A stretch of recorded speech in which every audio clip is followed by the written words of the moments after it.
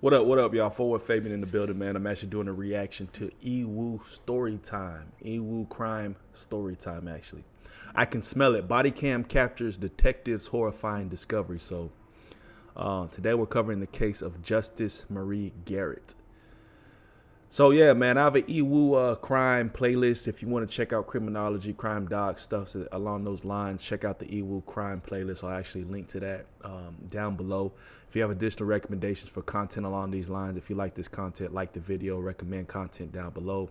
Peace, love to everybody who takes time out to watch my videos, man. Let's go ahead and hop right into it without wasting any further time. I smell something. Oh no. Man, see, it's strong right here. You smell it? Up you on the right. Like, could we see it? How far off was it? I mean, I saw it. I mean, without even, I was running by. Oh, there it is. Yep. Found it. Am I right? Yeah. All right, we're 1097. It's confirmed. It appears to be a female. The top half is decomposed. The bottom half has pants on or shorts. They're pulled down around the legs.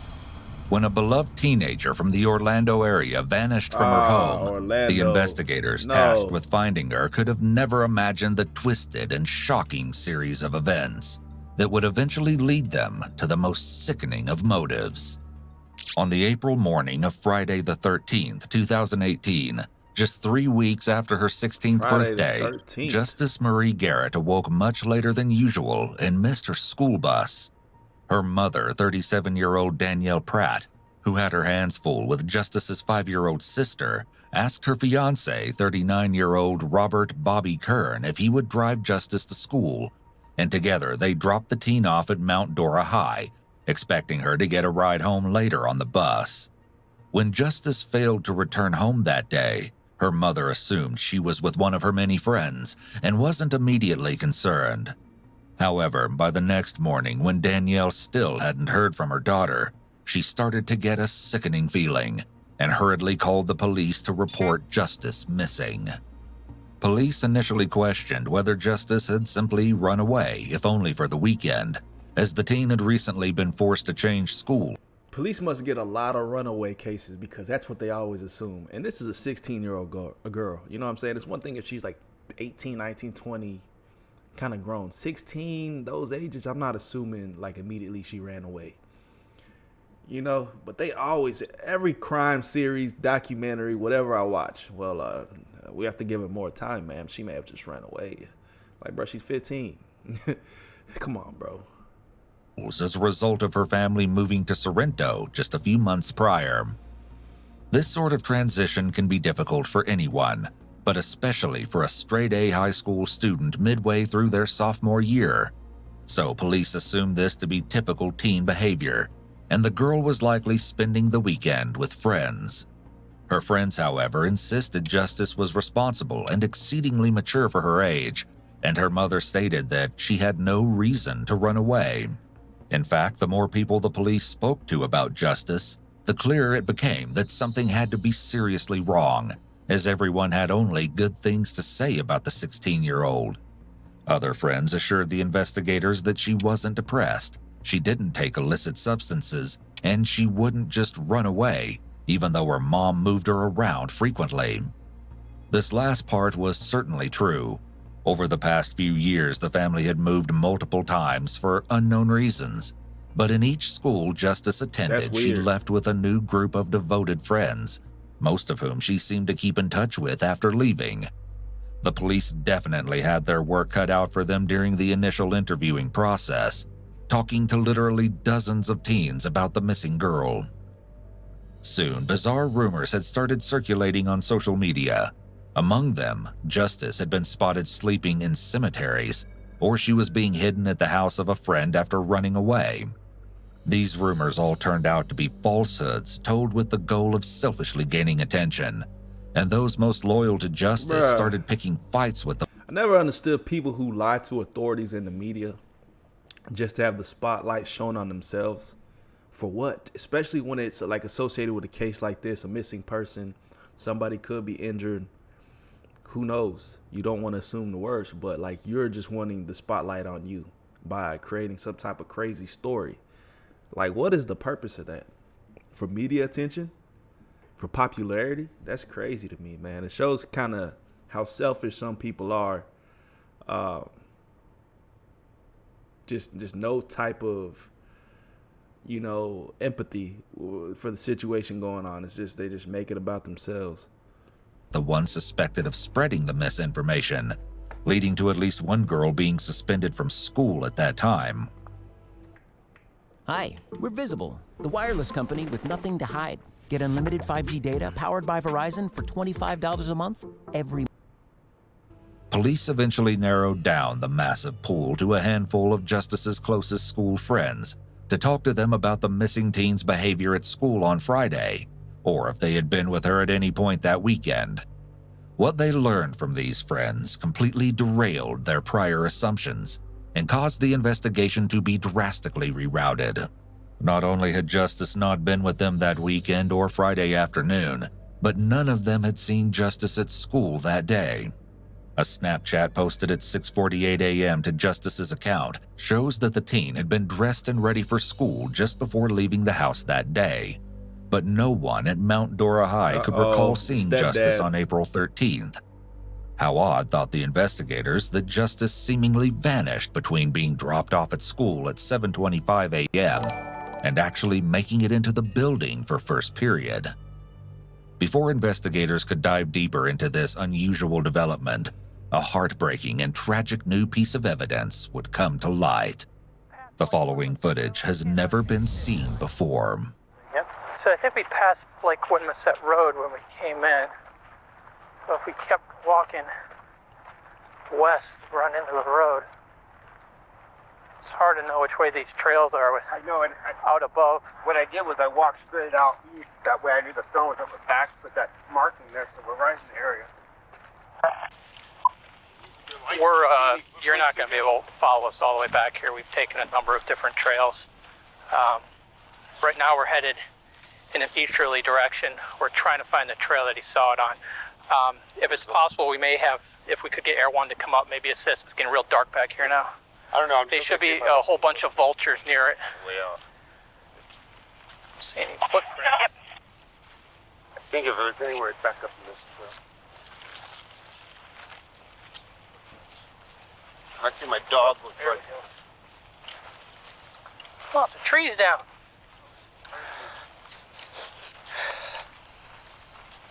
Smell anything yet? Let's see if they got our footprints. Yeah, there's boots right there, right? Yep, those are our boot prints, yep.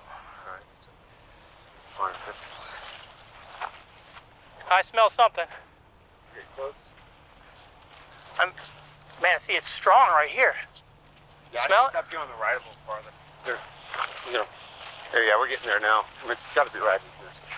I feel like I was turning this path and it was right up there in the woods right there.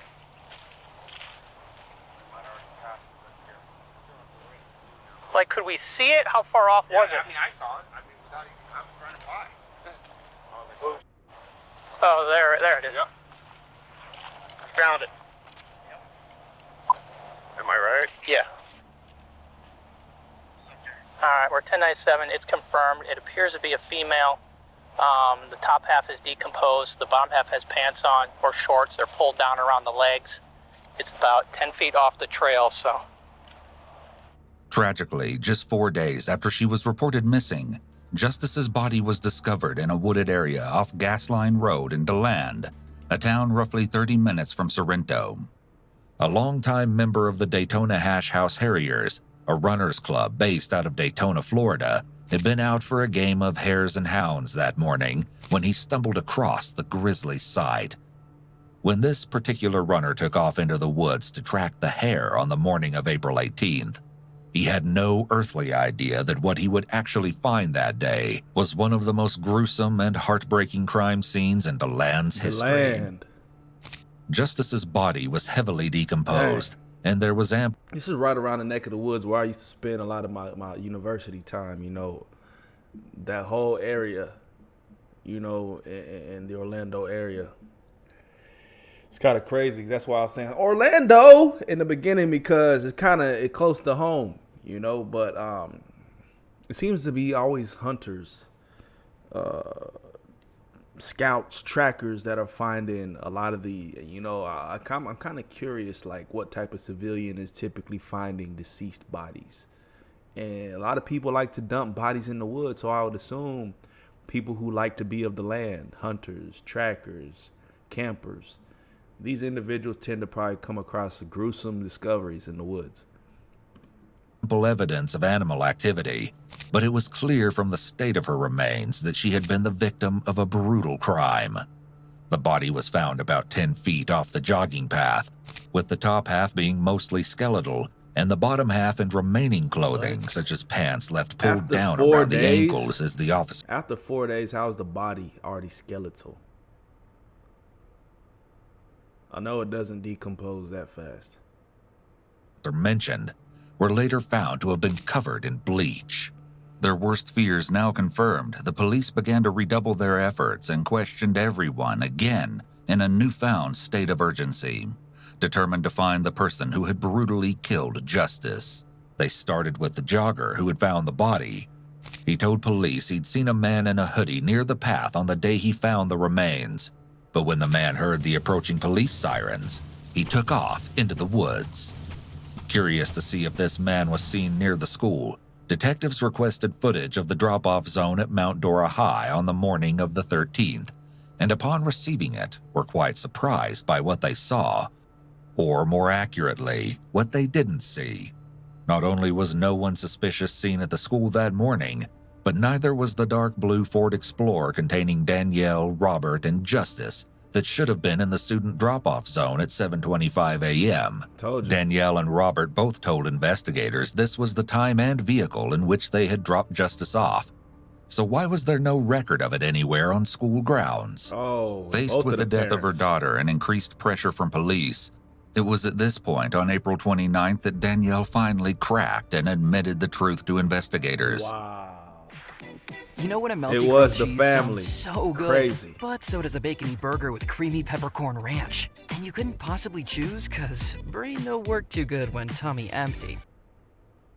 Danielle and her fiancé Robert hadn't taken Justice to school the morning she disappeared.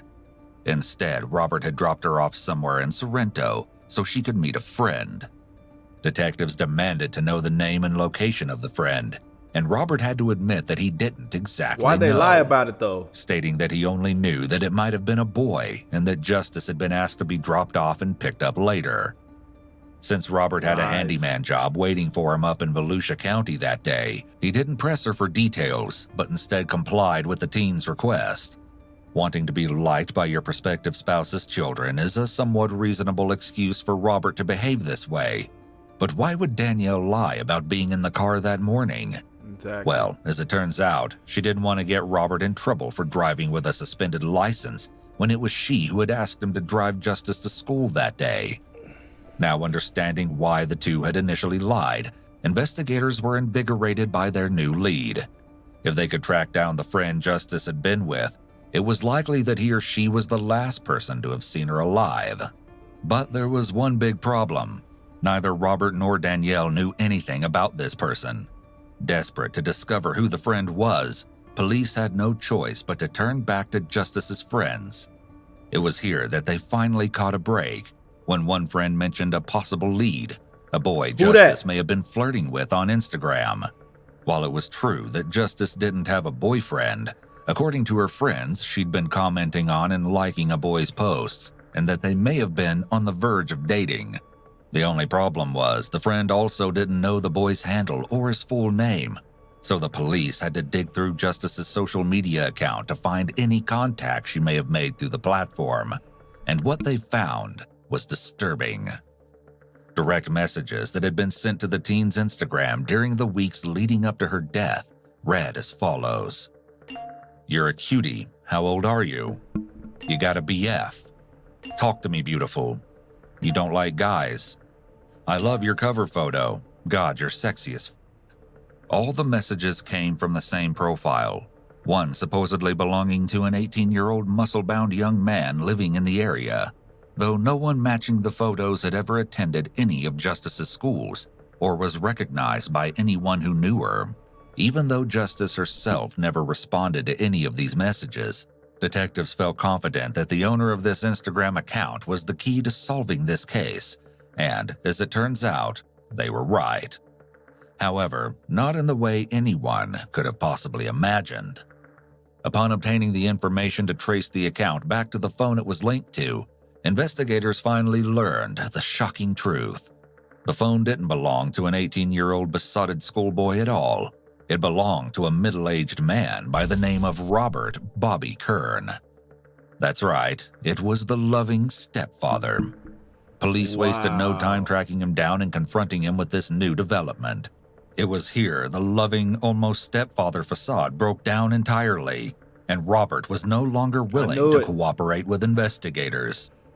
This, coupled with the earlier lies about driving Justice to school, were big red flags, some which prompted detectives to place Robert Kern under arrest and re-examine everything they knew about him. First, investigators wanted to know if Justice knew it had been Robert who had been sending her the messages, or if he had ever behaved inappropriately towards her. It's unknown, but it's not hard to imagine she didn't know yet, since despite Danielle referring to Robert as her fiancé, they'd only been dating since the late fall of the previous year, and Robert only stayed at the house periodically. It's entirely possible Robert did make her uneasy. However, despite him telling investigators how they were already practically family, one of her closest friends, Rochelle, was quick to point out that he was definitely not her stepfather. Yeah, it was Friday night, and her mom's boyfriend came to my house and was like, "Oh, have you guys seen Justice?" and stuff like that. I said, that was on Friday? Yeah, Friday night. He came to my house. Is that the stepdad or real dad? It's a stepdad. It's like her mom's boyfriend. He's not really like a stepdad. She just like got with him, I guess, or something like recently. Bruh. This had been the first time. That's what I'm saying. It's always these boyfriends, these girlfriends. Like, be wary of who you bring your kids around, bro. That's why, bro, you always got to keep, that's why keeping a family together is very important. You have these couples nowadays or people who have kids out of wedlock, probably wasn't ever married to the father of the kids. They separate. The boyfriend comes in the picture. He's a weirdo. He's a rapist. He does weird things to the child. Vice versa. Parents, get divorced. Then mom starts dating weird people. It's not even just the woman all the time, because I just saw a story the other day to where it was a gentleman who started dating a girl. He met her online somewhere, and that girl started assaulting his kid, his daughter. So, I mean, it's just weirdo people. You never know, man. That's the thing. And a lot of folks don't even take time to vet these people. They just automatically, we're in a relationship. This is my boyfriend. Rochelle had ever seen Robert, since Justice had always stayed over at Rochelle's house. She stayed over so frequently, in fact, that investigators had to question if Justice was uncomfortable in her own home.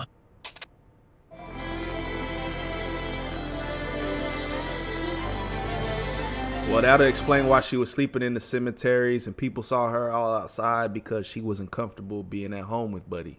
She'll always be at my house, and then when she moved, I'll talk to her a couple times a week, probably, only text her. And then I started calling her more after her birthday, and then we started calling each other, and then she started staying over my house on the weekends. How many times do you think she's been to your house? A lot, all the time. Too much for me to count, because it used to be literally a whole month she stood at my house. My mom Does she not like being home or something? I don't know. That's what my mom was saying. The other day, me and my mom and my sister were talking, and my mom was like, well, she used to stay over here, and you guys never go sleep over her house. So it kind of seems like she don't she don't like being at her house and stuff like that. I don't know. It's because I don't know why. She never really told me nothing like that. I don't know when her dad came to my, not her dad, when her mom's boyfriend came to my door on Friday, that night when he asked me, he kind of scared me. He looked a little bit creepy. And my mom was like, oh, what if she don't like being at home because of him? What if he, we never know, he could be doing anything. He looks creepy, he looks weird. But other than looking creepy, why did he give you a bad vibe? Did he say something? Did he act a certain way? He didn't act a certain way. He just looked weird. He just looked... Weird like what? What would he do? What do you think? I don't know. He just looks. Would you want to leave the house with that guy? No, I wouldn't Okay. even want him in my He said, house. To be okay. fully honest with you. Rochelle may have can't not been explain able it, to bruh. She articulate just got a exactly vibe. what it was about Robert that made her suspicious, but investigators were definitely starting to get a clearer idea. Convinced they were on the right track, they dug deeper into his background, scouring his past He's and a the rest of his pedo. phone records, and what they found was sickening. The following may be too disturbing for What, some child viewers. pornography, right? It turns out that Robert did have a criminal record, including 2 counts of burglary from the early 2000s. But it was his internet search history that proved the most damning. Police found searches such as knockout drugs, GHB, and chloroform, and along with several searches for father-daughter The hell? between father and daughter, and brunette in the woods in the weeks leading up to Justice's disappearance. In addition, the location of Robert's phone matched Justice's for the entire morning, Buddy a weirdo. showing that instead of driving the teen to school, Robert had driven them both straight. And if you think about it, to my point earlier about being cautious of who you're dating, a lot of these folks, these guys like that, they be scoping out. Like, they'll see a mother with a daughter a certain age, and maybe that mother thinks that her new boyfriend is dating her for her, but he's really playing you the whole time to get closer to your kid. He's just manipulating you. You know what I mean? So Straight to the woods and to land, where the phone stayed stationary for over an hour in the location where Justice's remains were later found. It was during this stationary period, a time Robert originally claimed he'd been working a handyman job in Volusia County, that investigators believe he dragged the teen from the car into the woods, then proceeded to brutally assault and murder her. The medical examiner later testified that the cause of death was most likely strangulation, though this couldn't be definitively proven since a key neck bone was missing from the body at the time of discovery. In addition to her pants being pulled down around her ankles and drenched in bleach, Justice's sweatshirt and bra were found pushed up around her neck, and her nose had been violently broken shortly before her death. The state of Justice's clothing and Robert's search history leave little question as to motive, though we will probably never know for certain, as Robert never testified. The defense didn't call a single witness to the stand, but that may have been due to the overwhelming amount of evidence stacked against him. look wild. In addition to bruh. the plethora of lies Robert had told investigators and the information gathered from his phone, bits of plant matter from the exact area Justice's remains were found were located in his car after he stated he had never been to the area. Danielle later testified at trial, saying Robert had convinced her not to call the police when Justice first appeared to have gone missing. In one final twist, investigators discovered that on April 16th, Robert's phone pinged at the location of the murder for a short period of time. It's believed that this was when he dumped bleach over Justice's remains in an effort to further cover his tracks. As stated by the prosecutors in the case against Robert, Justice Marie Garrett was entirely a victim of circumstances. Those who loved her will remember her for the beautiful and kind soul she was, and the lives she brightened along the way. It took the jury only 30 minutes to find Robert Kern Jr. guilty, and he was subsequently sentenced to life in prison, with an additional 5 years for tampering with evidence. Buddy a weirdo, dog. That's all you can really say. On March 19th,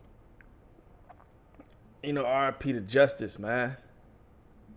It's a wild, crazy kind of story. But like I said, man, you definitely gotta be 2023 cautious in Marshfield, nowadays Wisconsin. in terms of who you putting around your children, bro.